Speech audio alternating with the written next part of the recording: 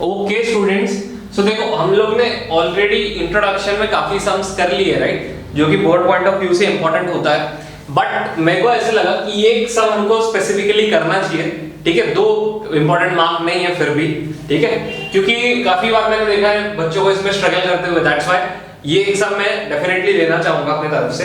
Example number 11 है, देखो कहता है कि if log of x cube minus y cube upon x cube plus y cube to the base e equals to a, show that dy by dx is equals to y upon x। show that वाला सम है, right, correct है, okay. लेकिन सबसे पहले solution में question लिख लेते हैं, log of x cube minus y cube upon x cube plus y cube the whole equals to a, ठीक है। यहां पे आएगा बेस e। अच्छा, अब यहां पे मेरे को दो कंडीशंस है, या तो फिर मैं u by v रूल लगा के करूं, या तो फिर एक मेथड है जो कि टेक्स्ट बुक में दिया गया, काफी इजी मेथड है, वो हम लोग अप्लाई कर सकते हैं। तो वो ही अप्लाई करेंगे।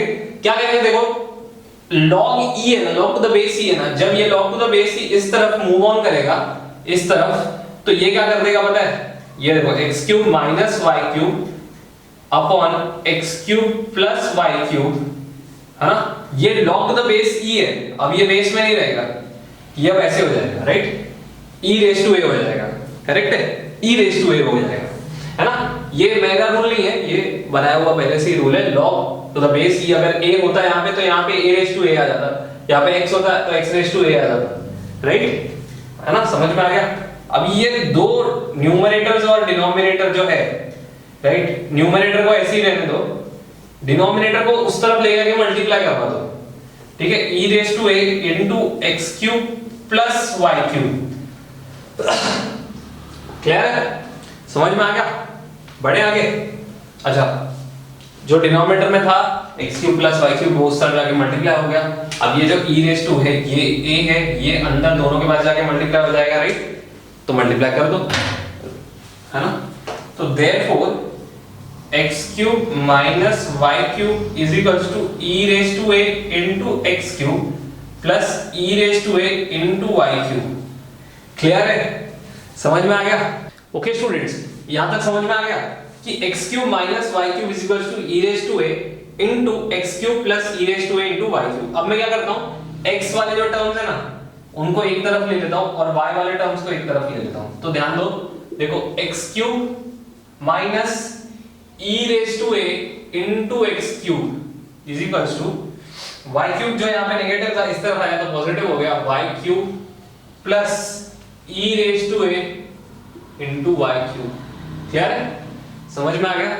अगर आप ध्यान दोगे तो देखो x क्यूब जो है और यहाँ पे y क्यूब जो है, उसको कॉमन लिया जा सकता है। अगर मैं इसको कॉमन ले लूं x क्यूब को, तो x क्यूब बाहर आ गया, तो 1 माइनस इस x क्यूब की जगह पे 1 आ गया, क्योंकि कुछ नहीं बचा तो 1, और यहाँ पे e रेज टू a आ गया। यहाँ पे भी y का क्यूब बाहर आ गया, तो अंदर में क्या बच गया, 1 plus e raise to a। समझ में आ गया। मेरे को तो फाइंड करना है y बाय x, तो मैं y क्यूब को यहीं रहने देता हूं, और x क्यूब को, जो ये वाला x क्यूब है, इसको मैं नीचे डिनोमिनेटर में लेके आता हूं यहाँ पे, ठीक है। ये जो x क्यूब है यहाँ पे डिनोमिनेटर में आया, कैसे आया, ये मल्टीप्लिकेशन में था पूरे ब्रैकेट के साथ, यहाँ पे आके डिवाइड हो गया, तो 1 minus e raise to a will be as it is over here, और 1 plus e raise to a यहाँ पे डिनोमिनेटर में आ गया। किसी को कुछ डाउट, क्या आया, कैसे आया, ठीक है। अब ध्यान दो, यहाँ पे ये पूरे टर्म को ना मैं, ये पूरे टर्म को, क्योंकि ये कांस्टेंट टर्म होगा, exponential function of a e raise to a, a यानी कि क्या है, कांस्टेंट होता है, राइट, तो 1 minus constant will be constant only, e raise to a। अगर आप कैलसी में a का जगह पे 1 2 3 4 e रेज टू 1 2 3 डालोगे, तो आपको कुछ ना कुछ वैल्यू मिलेगा, मतलब वो कांस्टेंट नंबर का वैल्यू मिलेगा, मतलब कांस्टेंट नंबर होगा।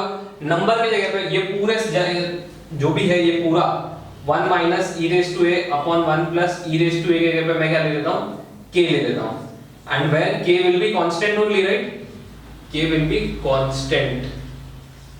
अच्छा, अब मैंने k ले लिया, पूरा k है ना कांस्टेंट आएगा ना, पूरा वैल्यू कांस्टेंट आएगा, क्योंकि e रेज टू a की जगह पे कुछ भी डालो कांस्टेंट वैल्यू ही देगा आपको। ये सॉल्व करके देखोगे तो कुछ भी तो कांस्टेंट वैल्यू ही आ रहा है, राइट?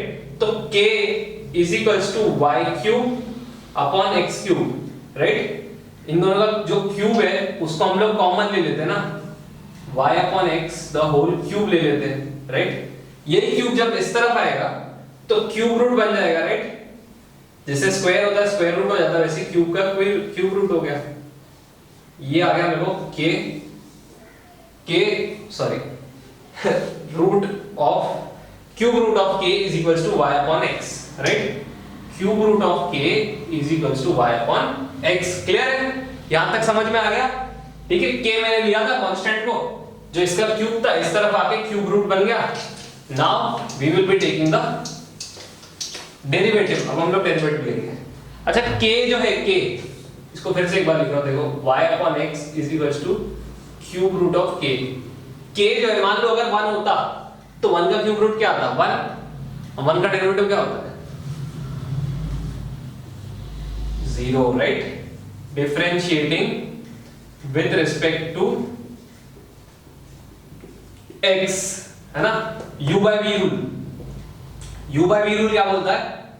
u, पहले u का डेरिवेटिव लेना पड़ेगा, यानी कि x आगे आएगा into d by dx of y plus minus y into d by dx of x upon x square. Yes, right? और जो k है कांस्टेंट है, कांस्टेंट का डेरिवेटिव क्या होता है? हमेशा 0 होता है, राइट? ओके, तो ये आ गया 0।